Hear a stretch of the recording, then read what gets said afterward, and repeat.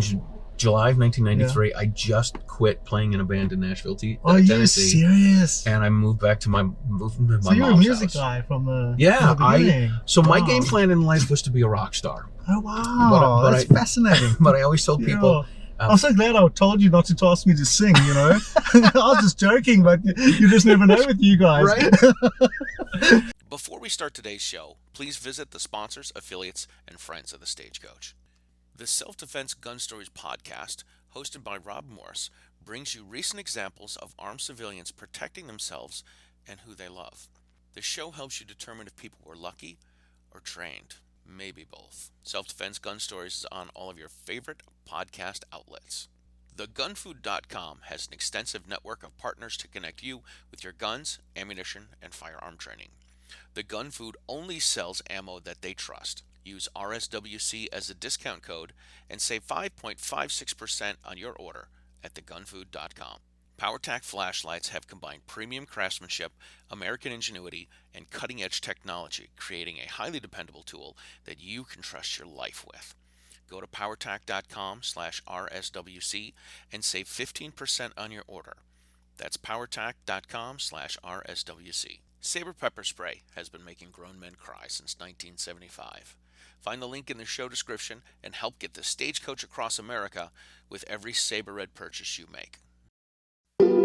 Shotgun with Charlie.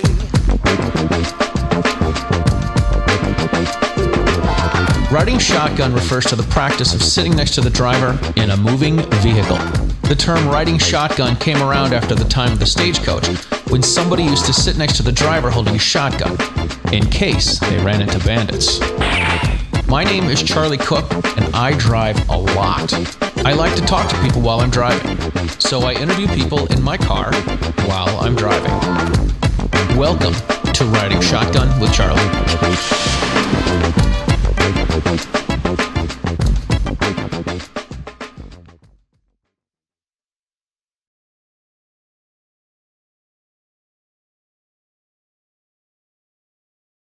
All right, before we start this episode of Riding Shotgun with Charlie, I want to thank you guys all for tuning in to the YouTube. I'm old, so I have to say the YouTube. But I appreciate you watching the show here on YouTube. If you haven't subscribed to the YouTube channel, please make sure that you do and hit the notification bell.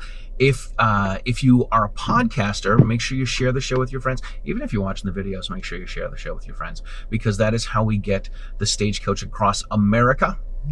I'm glad you guys are here. Thank you very much. All right, ladies and gentlemen, welcome to this episode of Riding Shotgun with Charlie. This episode, I gotta tell you, this episode is gonna be really cool. My passenger today is Charl Van Wyk. Charl, thank you so much for being Thanks, Charlie. on the show. Good to be with you. Thank you. So yesterday I spoke at an event in west of Boston, and they said Charl. Sorry, they said Charl Van Wyk is here, and I'm like, I know this name. I know this name. I know this name. I know this name. And they said he stopped a terrorist attack in Cape Town, South Africa. That's right. With a 5-shot revolver. And I'm like, I knew his name. So this is great. Thank you for being on the show. Oh, good to be here. Thank you, Charlie. We are we're in Lexington, Massachusetts. You're doing like a little tour right now, aren't you? I am. I'm doing a 9-state tour around America. 9 states? In 1 month. Yes, that's right. So I've only been here a couple of days so far. Very cool. Where else have you been? I've come from Maryland, so landed in DC, spent some time in Maryland, then up to Pennsylvania, and now here with you guys up here. Very cool. Well, I'm honored that we were able to get squeezed in, because you got a couple events that you're doing today. That's and then right. you have a couple events you're doing in New Hampshire, and then you're going to Maine, and then you're off again. Yeah, back to DC again, and down to Virginia, North Carolina, eventually going to Texas and California. So it's quite a run around. Yeah. Holy moly. It's great. So part of this is why I love, I hate saying I love my show, but I love my show. It's my baby. When I was young, I wanted to be a musician, and I always figured I would travel and play in, travel the country playing in bands. But now I get to travel and talk to gun folks. Right in front of us is the Lexington Battle Green, and there is a statue of Colonel John Parker, which is, I think he's the one that said, I forgot what I said. Okay. Who cares? Who cares? We're in Lexington. All right, so Charl, tell us, how did you become a gun guy? Really interesting. I was actually in South Africa, and a friend and I were going out to their farm for the weekend, or his parents' farm, I should say. And we had my motorbike on the back of a small pickup, which we call a bakkie in South Africa. And we were traveling through the last town to get through to the farm, when all of a sudden we saw tires burning in the road ahead of us. And he stopped the vehicle, or shall I say, I stopped the vehicle. And as we stopped with the tires in front of us, all of a sudden the car started rocking with bricks and rocks and stones that were being thrown at us. Wow. And so the idea of stopping was to be able to do a U-turn. But as your vehicle stopped, they can aim much better than when you're driving. Then you're moving, sure. So I did a U-turn, and we got out of the situation as quickly as possible, and drove straight to the police station to let them know what was going on. So that was the African National Congress. It was Nelson Mandela's group of people that were busy working towards taking over the government at that time. So within days after that, I went and applied for a license, which we needed to get in South Africa. It was less than a week then. You paid a couple of cents in terms of dollars, and within a week you had your license, and you could go choose your gun, you could get your firearm. So that was the reason for it. But I really struggled initially. Before this incident, the reason I hadn't armed myself was we had gone to the army. We had to do 2 years national service in South Africa, and I was in the army for that. And I theologically, being a Christian man, I understood and would have a good theological understanding of going to war on behalf of the people of your country, to protect them. Yeah. We were at war with the communists that murdered over 100 million people since 1917, and so it was a very amicable kind of understanding that if you needed to go to war and protect your people, you do that. But I didn't theologically understand using a firearm in a civilian kind of situation, and to me there was a difference. Okay. And at that time, and so I didn't arm myself, and so this really pushed me into getting a gun really quickly. I Shocking had that happened. I had to make a quick decision, Right. But at the same time, by God's grace, I read an article by a man with the name of Larry Pratt, who was the executive director of Gun Owners of America. Yeah. Yes. So, and the article was about the biblical defense for firearm ownership. And that really convinced me. It took me over to understand that we can arm ourselves, and with lethal force, use lethal force if we need to protect the lives of innocent people. Right. And then later I met Larry Pratt, and we became friends. In fact, I'll be visiting him on this visit to the States. Oh, very cool. He's no longer the executive director. He's on retirement now. Yeah. But so that's the story. That's the way it worked out for me, which is a very long-winded and complicated way of answering your question, but that's really what happened, Yeah. That's pretty wild. A lot of times, a lot of people I've had on the show have had an incident where they were in fear for their lives. Sure. And all of a sudden they become very pro-gun. That's so true. It's incredible to even see that in South Africa, where people have, we have 28,000 murders a year in South Africa, and with a population of less than 60 million, that's a lot of murders in our country. It's astronomically crazy figures, and people are becoming more and more aware of it. But the new government, the communist government that took over South Africa, they've been trying very hard to disarm the population. So they brought in what they call a Firearms Control Act, which is a terrible piece of legislation. They make it really difficult and complicated to get a firearm in South Africa. So, but people have become far more aware, and I think the population is, generally speaking, becoming more open to the idea of people having firearms to protect themselves. Interesting. We have, I think, almost one of the highest murder rates in the world, and I think we do have the highest rape rate in the world. So we've got girl groups started up in South Africa, which I'm pleasantly surprised to see in America too, where the women are arming themselves and being trained, and that's very exciting to see. Absolutely. Like the to me, there's only reasons why people have firearms, and one is to be able to protect yourself and your loved ones, and the other one's to be able to overthrow the government. And it sounds like these are both things that you need.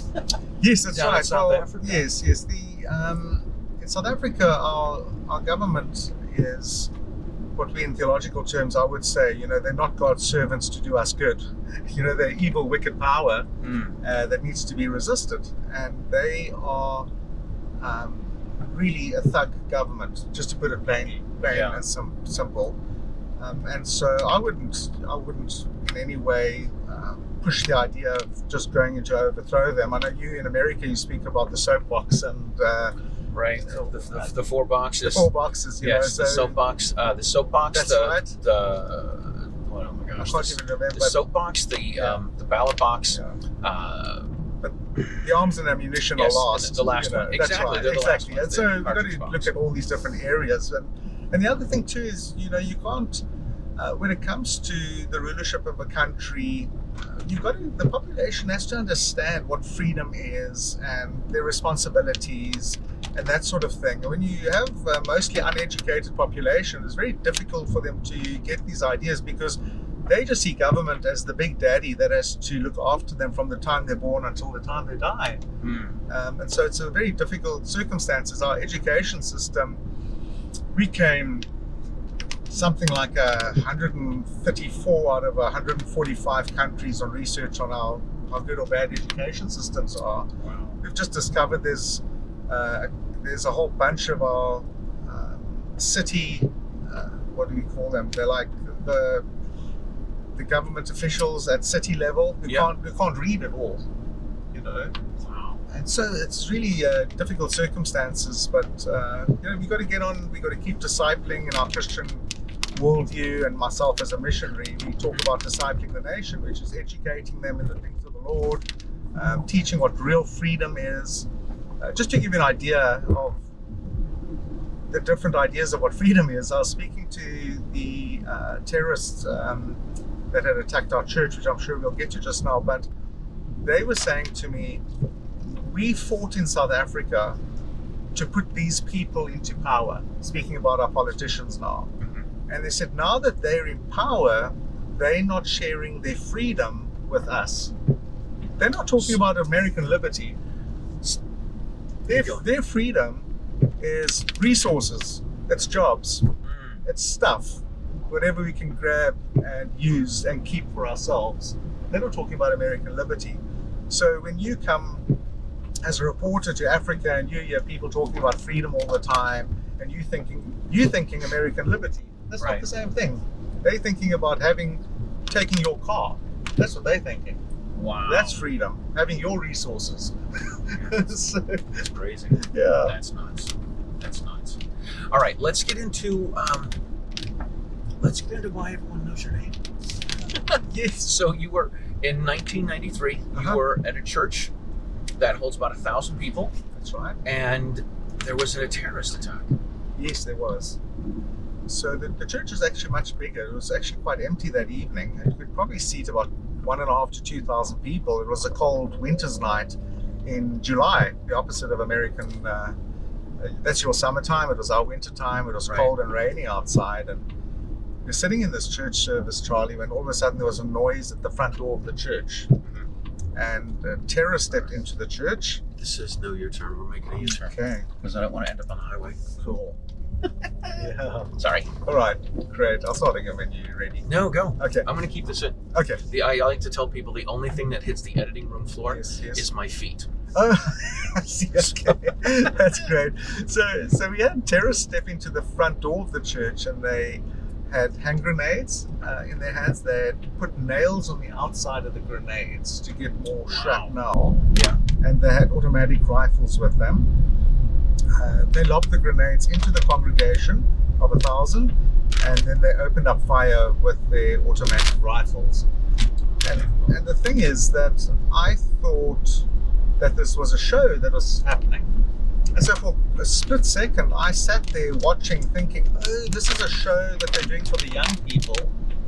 And it's only when I saw the splinters shooting out of the out of the wooden benches that I realized this is not a show. This is the real thing. Real. That's right.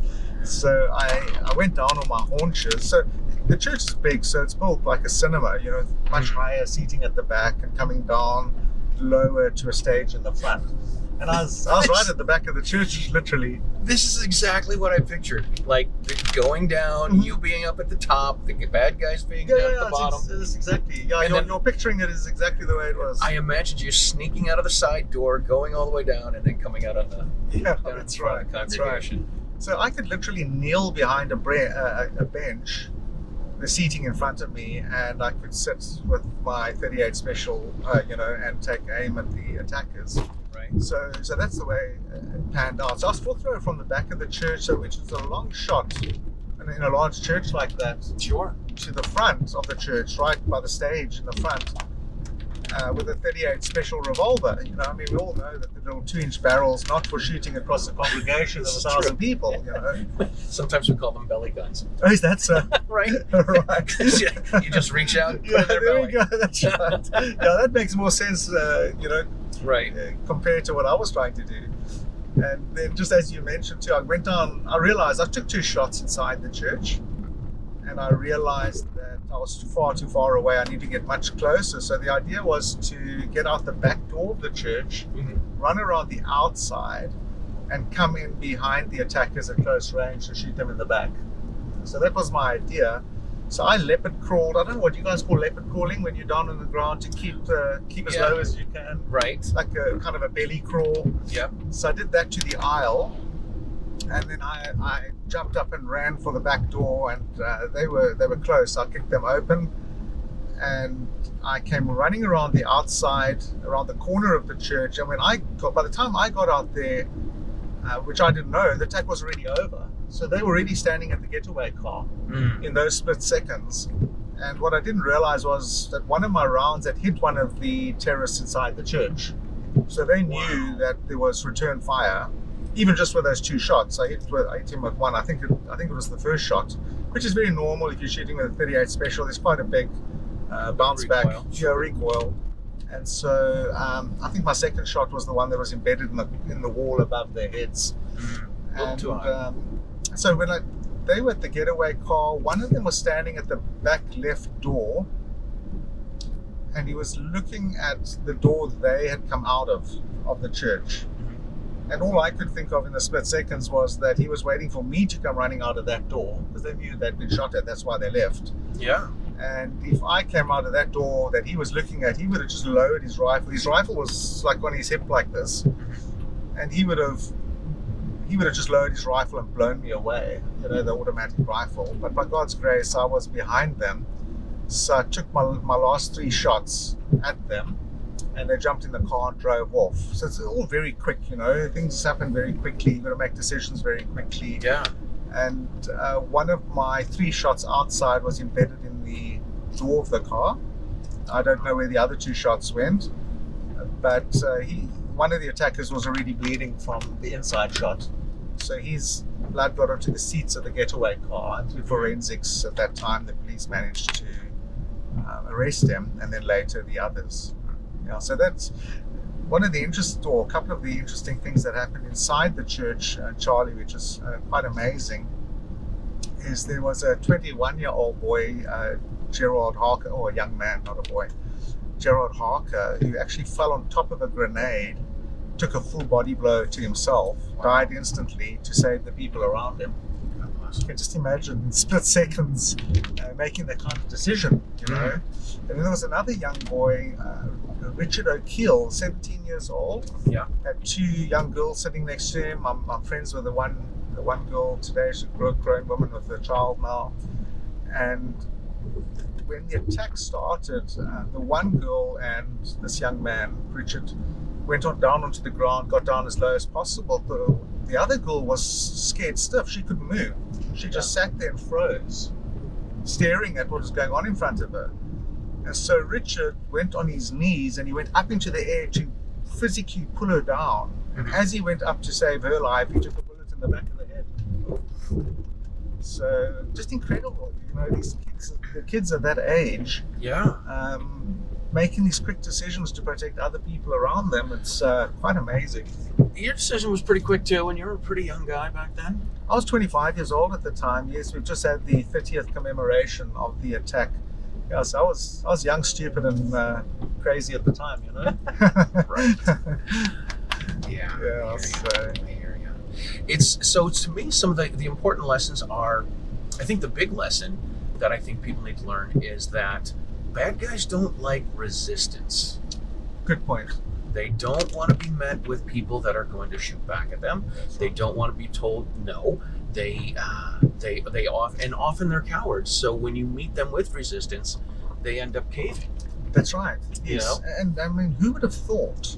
You know, armed youngsters, and these were teenagers, by the way. The terrorists and the communists always use young people because they know that if they get caught and they're not going to go to prison for a long time, there's going to be always some kind of, their age is part of the extenuating circumstances. Yeah. You know, they were manipulated or they were brainwashed. There's always a story, you know. Sure. And so they do use them. And Nelson Mandela's African National Congress, they always used women and children in the front of their demonstrations and things because they knew the police wouldn't want to not even use rubber bullets on them, you know. Right. So that's part of the history of South Africa as far as the manipulation of women and children is concerned. I think the other lesson is these things happen in the gun-free zones. Yes, or what they thought was a gun-free zone. Right. Yes, that's right. Yeah. It's a gun-free zone until they got there. Yes. Well, we all know that gun-free zones aren't always gun-free. It's just a question of who's the one carrying the guns. That's right. Exactly. Yeah. So they were surprised. You're right. They thought we were a very liberal church and that there'd be no resistance.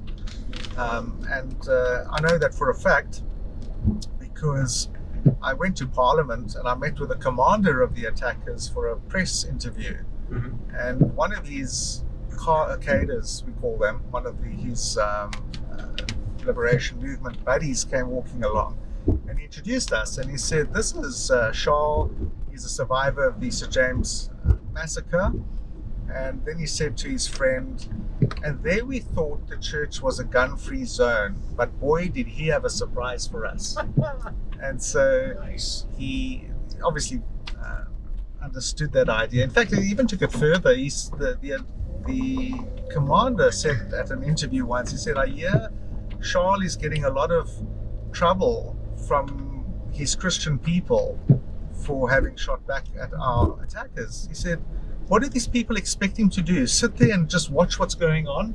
Right. And I thought, isn't that interesting that the commander of the terrorist group has greater understanding of our biblical responsibility to protect the innocent, right. I mean, than the liberal Christian.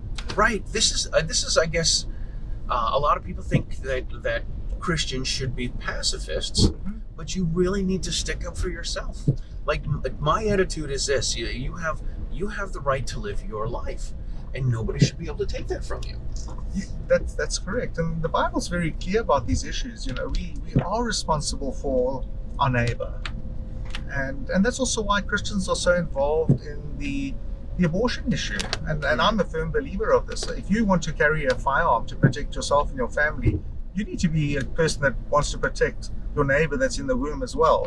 Sure. And so this to me is a very big issue, you know, mm-hmm. As a Christian missionary. And but anyway, I was butting in again with you. Were learning from the circumstances. I guess your story really solidifies the two things that people know. Gun-free zones are dangerous, and the anti-gun folks want more gun-free zones because they think they think bad people aren't going to go there, but bad people are looking for those gun-free zones.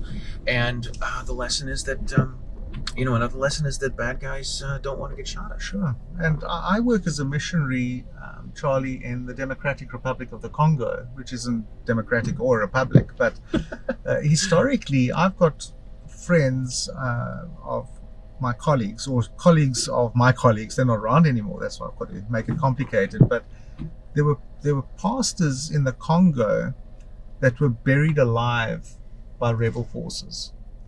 That's insane. I spoke to my friends in the Congo, my colleagues, and I said, why didn't the deacons in the church pick up their arms, come protect their pastor and say to the rebel soldiers, go ahead, make our day. And the pastor said to me, he said, but we've been completely disarmed in the Congo.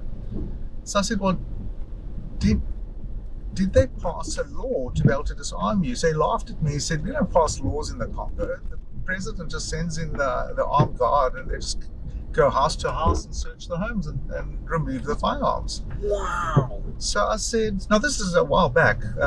That's not happening now. In fact, the new president, praise the Lord, has been very vocal about people preparing to protect themselves, and I think that's wonderful. Yeah. But and on this occasion, I explained to him, but if you had armed citizens, armed deacons in the church, this might not have ended up like this.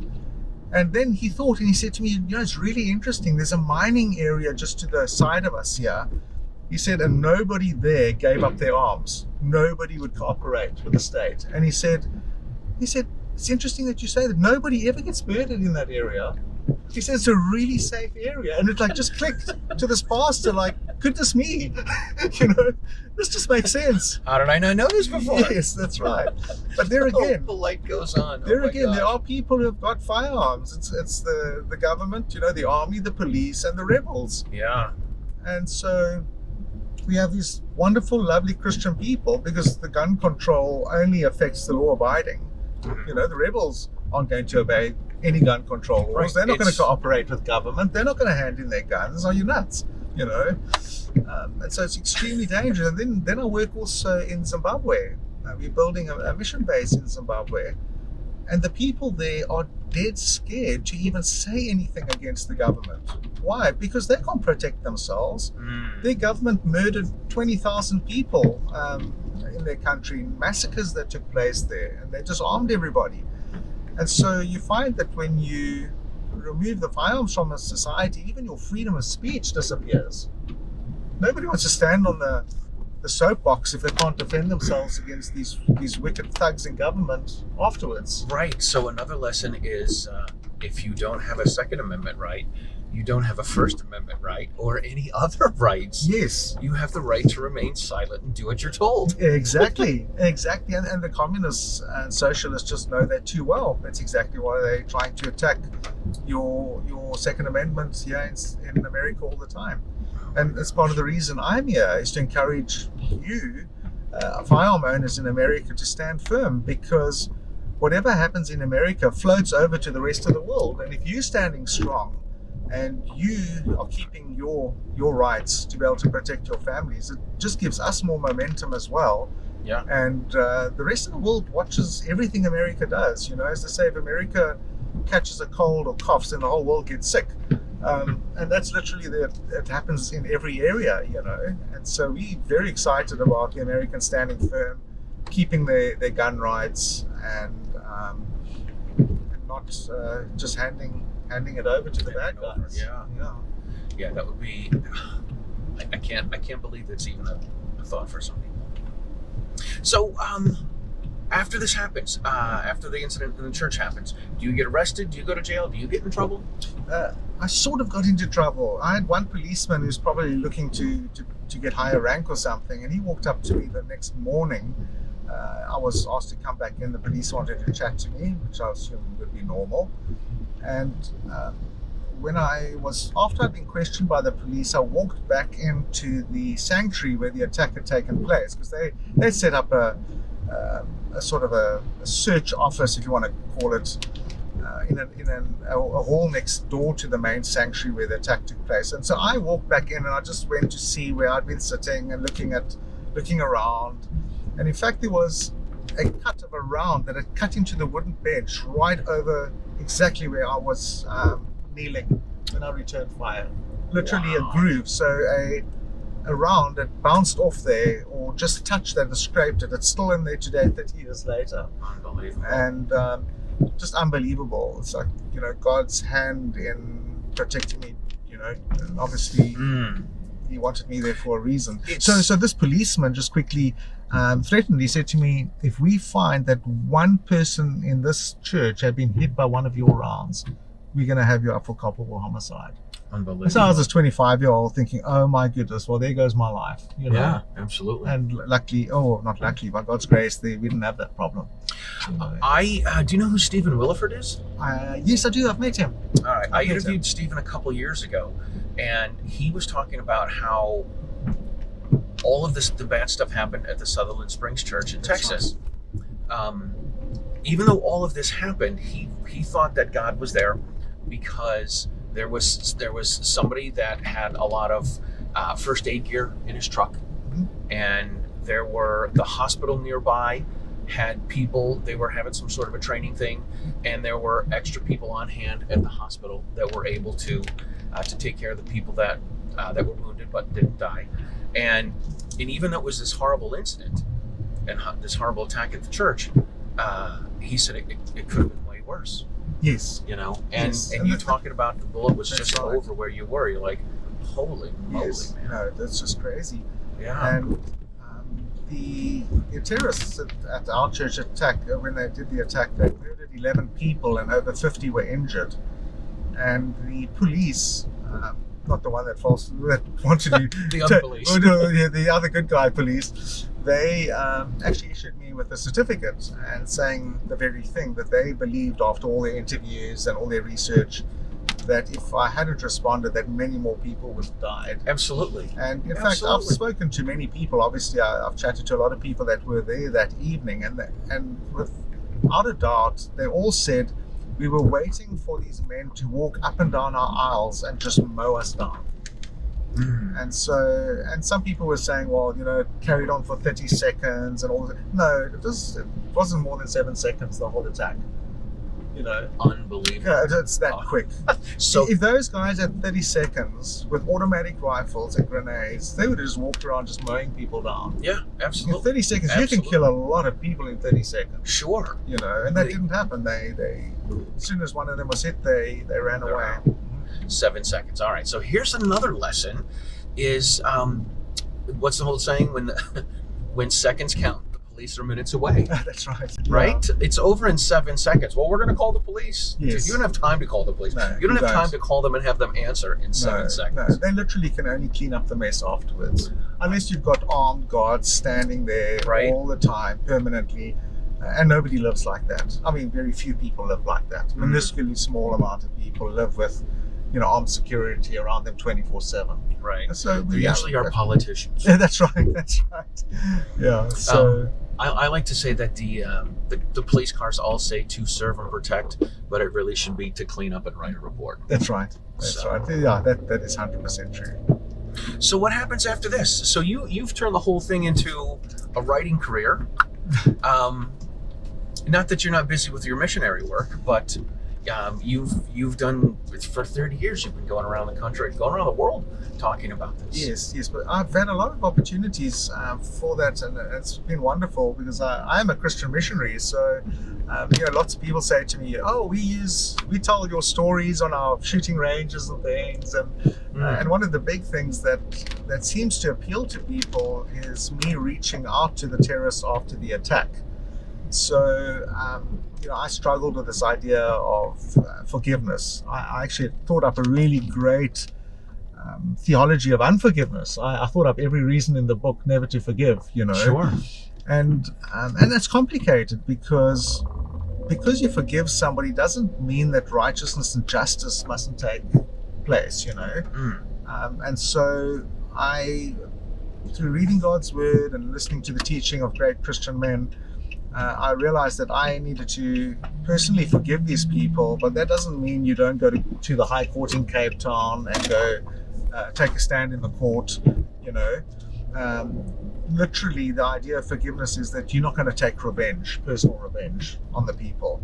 It doesn't mean you're going to have a barbecue together. It doesn't mean you don't have to hang out, you don't have to be friends. Hang out with each other. Right.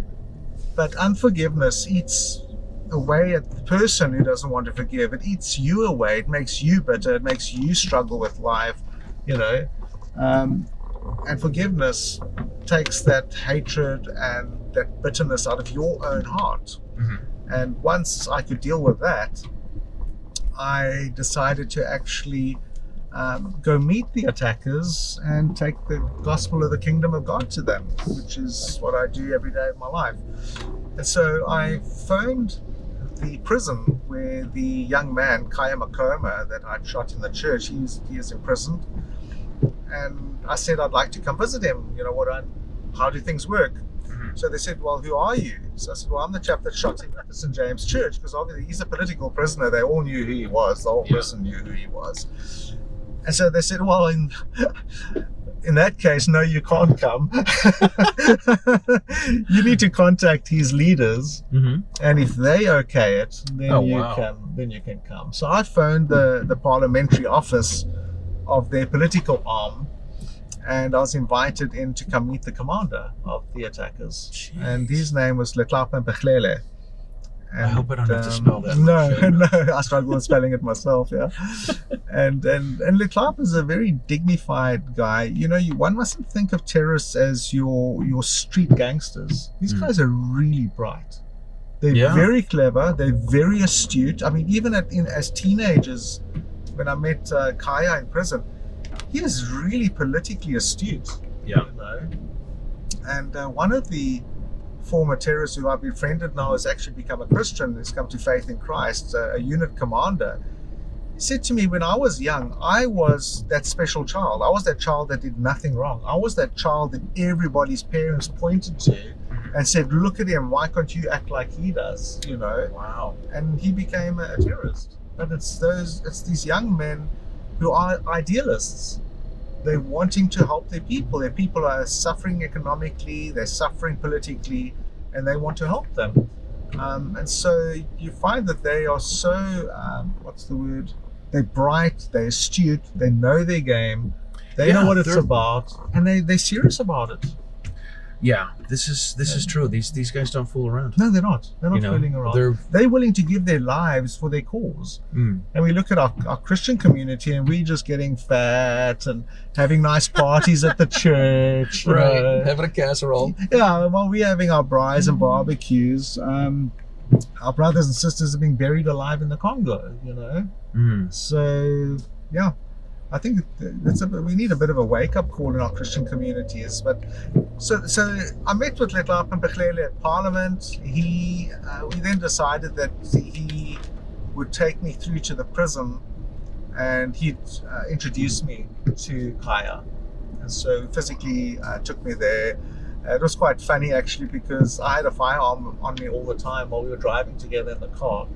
And he was so shocked when I had to hand it in to get into the prison. He's like, "You were armed this whole time?" but I mean, he's a really interesting guy. Yeah, we spent a lot of, I want to say a lot of time. We spent time together, having breakfast together, talking together, and obviously we had a lot of press interviews together and that sort of thing, and TV interviews, which was very interesting, as you can imagine. I can't even fathom. Yeah, that's got to be pretty wild. All right, so tell us about your books. Yeah, so I wrote a book. In fact, it was my mother that said to me, Charl, why don't you just keep a diary, write down what's going on in your life, and just keep track of it. Because, in years' time, you're not going to remember everything, and just go look back at it. And so I thought, well, if I'm going to be doing the writing anyway, I might as well start doing it in a more formal fashion than just a diary, If I'm going to write it, I might as well make a couple of books. Well, exactly. I might as well put it into a book. Yeah, exactly. I might as well put it into a book. I mean, you're not going to sit around, daydreaming and writing a diary, So, so there I was. I went to a friend's mother. I said, "Hey, Auntie Maureen, can you please help me out?" And she said, "Sure." So I said, "Can you just help me with these recordings and things, and let's start putting things together?" And so she's unfortunately passed away since, but she was a real blessing, just helping me, put things together. And obviously before you hand it over to the editor, but I wrote a book called "Shooting Back: The Right and Duty of Self-Defense," and I was really blessed in that it was picked up here by World Net Daily, Joseph Farah in America, and they asked for publishing rights in the States. Which you can imagine, you're this missionary in Africa, running around in Africa, and all of a sudden you get this kind of kind of attention. It's Yeah. like, goodness me, wow, this is crazy. Who would have thought? So Joseph is an absolute blessing. He was thrilled by the book. He loved it. He went on to make a documentary on it, which was just a thrill for us. It was one of the, we couldn't believe that God was so gracious to us in giving us this kind of opportunity for the gospel, to tell people what was going on in our lives, tell them what's going on in Africa, the kind of the struggles our Christian brothers and sisters are going through. It's opened a lot of opportunities, and we're extremely thankful for that, as you can imagine. Yeah. And then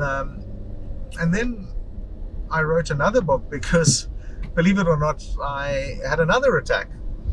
I was taking one of the former commanders, the unit commander of the APLA, of the Azanian People's Liberation Army, who attacked our church. I was taking him and dropping him off near his home in Cape Town, South Africa. And as we got out of the car, which is a pickup, we have like a hood on the back of the pickup. So I got out of the car, and as we were unpacking his goods, his case and his clothing and stuff in the back of the vehicle, all of a sudden we had two young men come and hold us up with firearms. Wow. And it was really interesting because they asked me for my gun. And so I lied to them. Be careful what you say on air, the missionary lying to people asking for a gun. It's like, No. I don't have a gun. Wait, you can ask for forgiveness and it's okay, right? That's right. Yeah. So they body searched me. I kid you not, they body searched me. Wow. And they didn't go down to my ankle holster. This is the reason for ankle carry, people. Yeah. I carry an ankle. I don't know if I should tell everybody here, but Yeah, I carry a J-frame on my ankle, and I'm telling you, like when I heard you wear the thing yesterday, I'm like, this is the victory of the snub revolver. And I've gone into a couple places where they check you out. They pat you down a little bit, and then they don't go down to your No, ankle. they don't. And I'm like, They this is don't. why, guys. Yes. I mean, really good point. And so after they realized that I didn't have a firearm, they moved on to the other passenger in the car. And to cut a long story short, I've spoken to top police trainers in America who've literally been training the police in Eastern Europe and things. I told them the story, and they're like, this was a setup. They knew you were coming in. They knew you were coming into the township. They knew you were going to drop somebody off, and they knew you were carrying. So they were adamant that there had to be a gun in the car with us. So they went over to my passenger, an elderly man, and the next thing they start roughing him up, and they're like pushing him around, and they're searching in the car and under the seat and everything. But while they left me, that gave me some time. I got down below the window of the car. They couldn't see me. Yeah. And I pulled out my 38 out of my ankle holster. And then they, while they were bothering with them, they were fully involved with them. I moved. So our cars are different to yours. My passenger's on my left. Right. So I walked around from the opposite side of the car, and I went through to the front of the car, and I shouted at them. And as they looked up at me, I opened fire at them. Wow. And they turned around and ran zigzag away from me. Let's see. We go back to the lesson. Bad guys don't like to be shot at. Exactly. But no normal street criminal knows to run away in a zigzag fashion. I would think. Probably not. And us good guys need to remember that too. This is If true. we're running This is another away. lesson. And I couldn't hit them. I mean, it's just one of those things. And again, these little small revolvers. But Charlie, the thing that got to me was the chap I was dropping off shouted at me, "Charl, get down." So I ducked. And what was happening was they had a sentry amongst the shacks. This was in a shack area where people live in an informal settlement, like a squatter camp area. Mm-hmm. And they had a sentry or guard standing amongst the shacks who opened up fire at me. Wow. They were that organized. So I believe these were former paramilitary type Absolutely. rebel guys, Yeah. They were not They're your pros. ordinary. These guys were pros. They just got unlucky from their perspective, So I wrote a book about that called a book, and the title is Reloaded: Shooting Back Again. Here we go. That's the one. Reloaded, Shooting Back Again. Yeah. Unbelievable. Yeah. So that's the second book. And then I've just done a third guide, which I just finished now, 2023. And the guide is called How to Win a Gunfight Even If You're Not a Great Shot. It's not a book. It's not a formal book. And I'm a bad shot. Oh my God. I'm not a good shot. In fact, I had a friend in America take me to the shooting range. Yeah. And when he saw how badly I shoot, he said to me, "Charl, I thought you were joking with me." He says, "You really are bad." Oh my God. That's horrible. That's great. Yeah, so this is an honest book, you know. Oh, Yeah. an honest guide. Sorry, it's not a book. It's just a guide. And the idea of the guide is to tell Christian people, make them more aware, have an understanding. It's not just about shooting. It's about your awareness and looking around and being in control of your life and these sorts of things that you need to adapt into normal everyday living. And when you're living in a country with 28,000 murders in a year, you should have some idea of how you're going to respond. And that's what we tell women too. Have a plan. And even if the plan doesn't work, it's better to have a plan than not have one. And plans are adaptable. You can change them in split seconds. Right. But to not have any idea of what you're going to do, you know. And then one time an interviewer asked me regarding the same issues, what caused you to fight back and pull the trigger? And my answer to him was, look, I was in the Defence Force. We had to do 2 years national service. I was trained in using rifles, not in handguns. I said, but it's the mindset and the attitude and things. And he said to me, no, you're wrong. He said, we've had some of the highest qualified, well-trained people in America, and they get to a shootout area and they can't enter. They will not go in. He says, but parents of children, say it's at a school, parents of children will run past those trained police officers and go get the kid out of the school. Right. They got something to lose. And he said to me, it's not your training that made you do that. So I said, well, in that case, then I don't know either. Because my friends, I mean, obviously, they're my brothers and sisters in Christ there, but my family wasn't at the church that evening. But I do have a real hatred for injustice. I despise injustice. It doesn't gel with me that my brothers and sisters in Christ can be buried alive and murdered because of their faith and their understanding of God's word and them wanting to teach that and train others. But that's another thing, you know. Wicked governments, the only people who will stand up against them are godly Christian people who believe God's word, the Bible, and they want to apply it in their lives. And so they are a threat. The Christian people are a threat to those wicked governments. And so they take action against these Christians who stand up for righteousness and for truth and speak out. That's wild. All right, we need to wrap it up. You have somewhere you need to get to. I do. You have a time schedule to go by. I do. I've got 2 meetings this afternoon. I know, and one of them soon. Thank you very much for being on the show. Thank you very much. This was my pleasure. May I give my website address? You can plug your book. Plug your here. Hold it up in front of the camera. Yeah, so I've got a website. It's called God, Guns and Grit. In other words, courage. God, Guns and Grit.com, and you can get my free guide there. Just a free download. How to survive a gunfight. All I want is I'm just gonna steal your email address to join my mailing list. Perfect. Everybody needs to. And then you can get reloaded, and you can get Shooting Back there. It's $5 for both in ebook format, and then obviously it's also on Amazon. So, Very cool. I really appreciate you having me on the show. Thank you Pleasure very was much. mine. I like legit you. like. Yeah, pleasure's mine. No. Thank you for saying yes to getting in a car with a stranger. One of the things that I often tell people is I have this cool gig where I approach people who don't know who I am and ask them to get in the car and drive around. Yes. Well, the first thing I said to you yesterday was, gee, Charlie, looks like you got a really junk job. Obviously, being sarcastic is really great. I really appreciate it. Thank you for what you're doing. as I've mentioned, you standing firm here in America makes a big difference for the rest of us around the world. Thank you. I just tell everyone I'm trying to keep up. That's all I'm trying to do. Great. Keep Well, up with thank you for everyone else. doing that. Awesome. All right, hang tight. Yeah. All right, so thank you guys for tuning in. Again, thank you, Charl, for being on the show. Thank you. Like, literally, this is one of these things you're like, I'm never going to be able to see this. Like, our paths are not going to cross like this again. And you've got time. And Hal said to me, he's like, when are you available? I'm like, I'm available all day. Like, you let me know. We'll work it out.